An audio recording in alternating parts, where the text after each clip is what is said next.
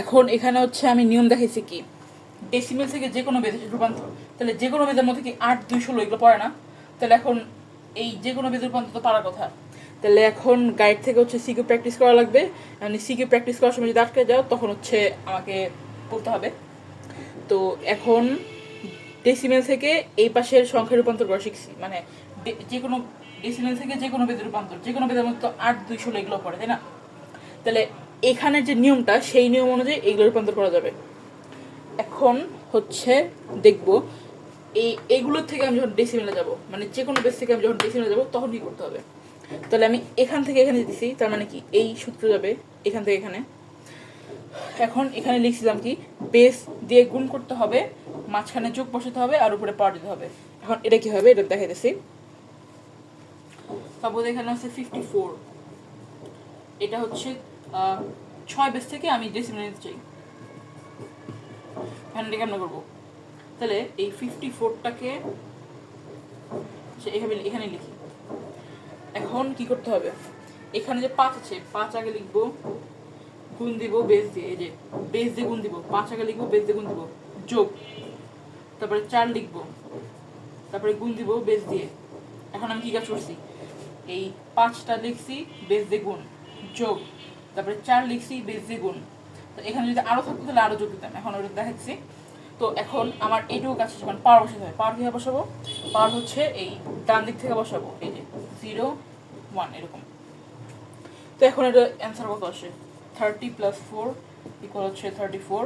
এটা হচ্ছে তাহলে বেস 10 রূপান্তর হয়ে গেছে এরকম। এটা এরকম ছিল। এখন আরেকটা দেখি,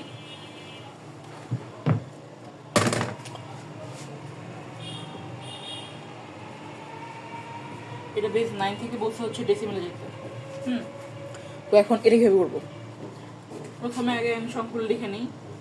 2, এই যে 2 গুণন বেস কত, বেস 6 না,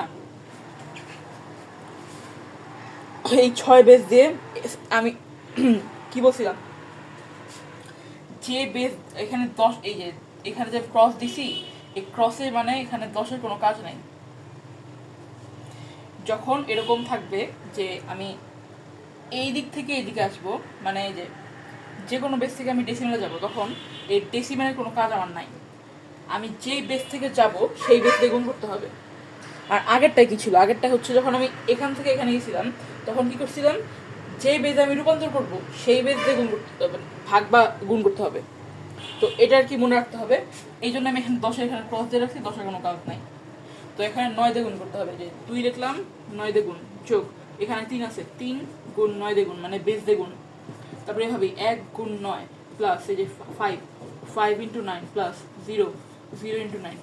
তো কি করছি, বেজ দিয়ে গুণ করছি, তারপরে মাঝখানে যোগ বসাইছি, বেজ দিয়ে গুণ করছি, মাঝখানে যোগ বসাইছি, এরকম।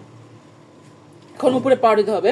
তো পাওয়ারটা কিভাবে দিব, এই যে এখানে দশমিক আছে না একটা, দশমিক যখন থাকে তখন হচ্ছে পাওয়ার দেওয়ার নিয়মটা একটু আলাদা।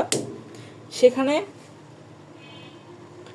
দশমিকের যে বাম পাশে যে সংখ্যাটা সেখান থেকে পাওয়ার দেওয়া শুরু করতে হয়, সেখান থেকে 0 দিয়ে শুরু করতে হবে। যে দশমিকের বামে কে 1 না, তাহলে এখানে 1 কই ছিল, এই যে 1, 1-এর এখানে যে বেসটা আছে সেখান থেকে পাওয়ার দেওয়া শুরু, 0, 1, 2। এখন দশমিকের ডান পাশে যে থাকবে সেখানে হচ্ছে কমতে থাকবে, এই যে 0, এই যে -1, -2 এরকম। এখন এটা ক্যালকুলেশন করে আর কি করতে হবে, ক্যালকুলেশন করলে আসে 190.55। তো এরকম রূপান্তর হয়ে গেছে। তো এখন আমি তো শিখেছি যে এখান থেকে এখানে যাওয়া আর এখান থেকে এখানে যাওয়া, এখন এগুলো সবাই পারবি।